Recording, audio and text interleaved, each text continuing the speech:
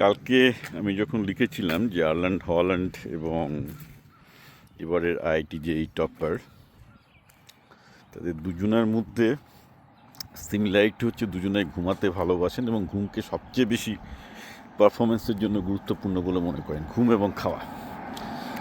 তো তখন অফকোর্স অনেকে লিখলেন, আরে কোথায় দু পয়সার একটা আইআইটি যে টপার আর কোথায় আর্ল্যান্ড হল্যান্ড, রাইট? সো বেসিক্যালি এইভাবে আপনারা জিনিসটাকে নেবেন না। প্রশ্ন কথা হচ্ছে এই যে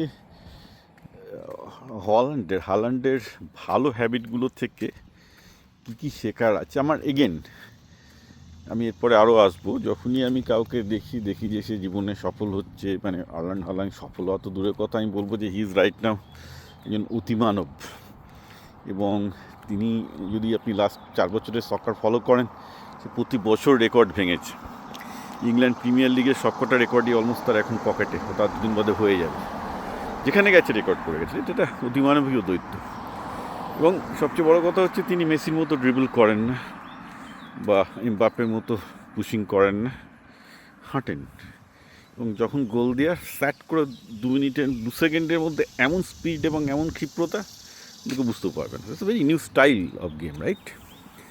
তো হচ্ছে যে এই পুরো ব্যাপারটা থেকে যখন আমি দেখি কাউকে এরকম, তো ন্যাচারালি আমার খুব কিউরিওসিটি হয়। তো আমি লাস্ট কদিনে আমি অফকোর্স হালান্ডকে নিয়ে অতটা জানতাম না, আগে দু একটা দেখেছি, জাস্ট টিপলে দেখে যে না ঠিক আছে, ইটালির সাথে 7 গোল দিয়েছিল, তখন প্রথম বোধহয় আমার ফিডে আসে। তো ঠিক আছে, মানে ওরকম তো সকার প্লেয়ার অনেকই উঠে, কিন্তু ব্রাজিলের সাথে ওই প্রথম গোলটা দেখার পর যে মাঠে পুরো মাঝমাঠ থেকে হাঁটছে গিয়ে ঝাট করে, he was active for only 1.5 second and that's goal. Rest of the সময় জাস্ট ঠিক হেঁটে বেড়ালো, মানে হাঁটতে হাঁটতে চলে গেল গোলের সামনে গিয়ে, ফ্যাট করে 1.5 সেকেন্ডে এমন অ্যাক্টিভ গোল। তো ব্যাপারটা কি, এইটা যখন দেখলাম না আমার মনের মধ্যে, কারণ তখন আমি নরেন্দ্রপুর হোস্টেলে পড়েছি, তারপর আইটি খড়গপুর হোস্টেলে দীর্ঘদিন ছিলাম না। I've seen some of the top most talented people, যারা একদম ওই, মানে আমি এরম ছাত্র প্রচুর দেখতাম যে প্রচুর পড়াশোনা করছে, প্রচুর খাটছে, তারপরে রেজাল্ট সেরকম হচ্ছে না, একটা মাঝারি মানের রেজাল্ট নিয়ে যাচ্ছে আর কি, প্রচুর মিস্টেক। অন্যদিকে অনেক স্মার্ট ছেলে ছিল, পড়াশোনা একদম অনেক কম করে, ভীষণ ফোকাসড। এবং আমি দেখেছি তারা একদম হার্ল্যান্ডের মতো আর কি, মানে কোনো ফালতু ব্যাপারে নেই, শুধু যেখানে গোল দেওয়ার অর্থাৎ স্কোর করা, যেখানে র্যাঙ্কিংয়ের ব্যাপারে তারা অলওয়েজ টপার। তো হ্যালান্ডের ওই ব্রাজিলের বিরুদ্ধে প্রথম গোলটা না আইকনিক। দেখবেন হাঁটছে মাঝমাঠ থেকে, হাঁটতে হাঁটতে হাঁটতে হাঁটতে পেনাল্টি বক্সের কাছে পৌঁছে গেল, কারোর সাথে কাটানো নেই, পুশ করা নেই, কিচ্ছু নেই, ঠিক বলটা দেখতে দেখতে দেখতে দেখতে হাঁটতে হাঁটতে পৌঁছে গেল, যেই এলো 1.5 সেকেন্ডের ক্ষিপ্রতা, অর্থাৎ তার সমস্ত কিছু এনার্জি সে ওই 1.5 সেকেন্ডের জন্য বাঁচিয়ে রেখেছিল। এবং এমন ক্ষিপ্র, মানে জেনারেলি মেসি চ্যালেঞ্জড হয়, মানে আর্ল্যান্ড হল্যান্ডের প্রচুর গোল, বোধহয় গোটা 50-60 গোল আমি দেখলাম লাস্ট এই দুদিনে। মেসি চ্যালেঞ্জ হয়, এমবাপ্পে চ্যালেঞ্জ হয়, তো বড় প্লেয়ারই চ্যালেঞ্জ হয়, রাইট, ডিফেন্ডারদের সামনে।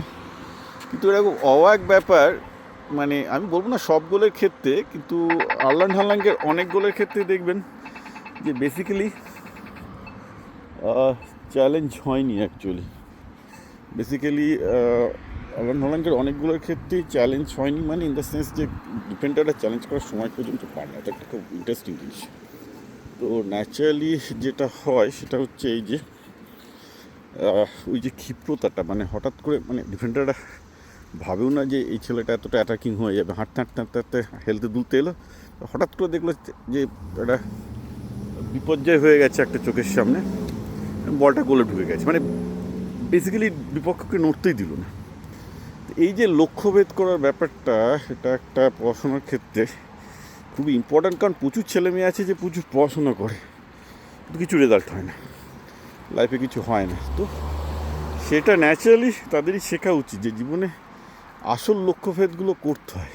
কারণ বাঙালি সকালবেলায় উঠে বেসিক্যালি একটু পলিটিক্স করবে, তারপর একটু মেসি নিয়ে আলোচনা করবে, তারপর একটু আবার একটু এই নিয়ে আলোচনা করবে, তারপর একটু বাড়ির পলিটিক্স করবে, তারপরে এই কিছু হয় না ওইভাবে।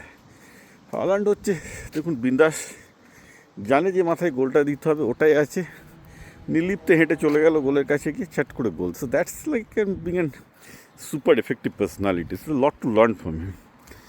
যে জাস্ট জীবনে 1.5 সেকেন্ডেই কিছু যদি ঠিক করে করতে পারো, অর্থাৎ মানে ব্যাপারটা দাঁড়াচ্ছে এরকম, তুমি সারা জীবন পড়াশোনা করে করবেটা কি? ধরা যাক তোমার সামনে একটা যেই রেজাল্ট একটা গুরুত্বপূর্ণ ব্যাপার, যেই অ্যাডভান্সে এক্স্যাক্টলি ওই পরীক্ষার ওই 2 ঘন্টাতেই তোমাকে ক্র্যাক করতে হবে, and that's all you should do.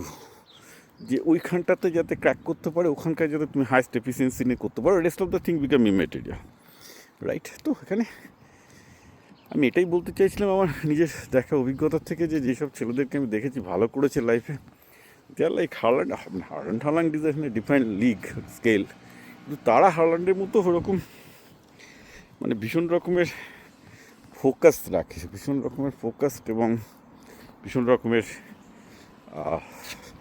জানে যে এক্স্যাক্টলি তাদের কী করতে হবে, এবং এক্স্যাক্টলি সবচেয়ে অল্প সময় করবে। একটা ছেলে হয়তো অঙ্ক নিয়ে ট্রাভেল করছে, সে পরীক্ষা হলে বসে বারবার করে সময় নষ্ট করবে। ভালো ছেলেরা একদম দেখছে, জানবে কি, ওরা এক্স্যাক্টলি জানে যে প্রশ্নটা আমি পারবো কি পারবো না, পারবো 1-1.5 সেকেন্ডে খতম, পারবো না নো সময় নষ্ট। এইভাবেই মোস্ট লাইকলি নিট এবং যেই অ্যাডভান্স টপাররা পুরো ব্যাপারটাকে ডিল করে আর কি পুরোপুরি, and that's how you get the good result. So এই ব্যাপারটা, এই কুলনেস, এই smartness, this is exactly what is required for outside. যে কম্পিটিটিভ দুনিয়ায়, সে ছেলেই হোক আর মেয়েই হোক, যারাই কম্পিটিটিভ এক্সামে বসছে, সবারই কিন্তু এটা দরকার।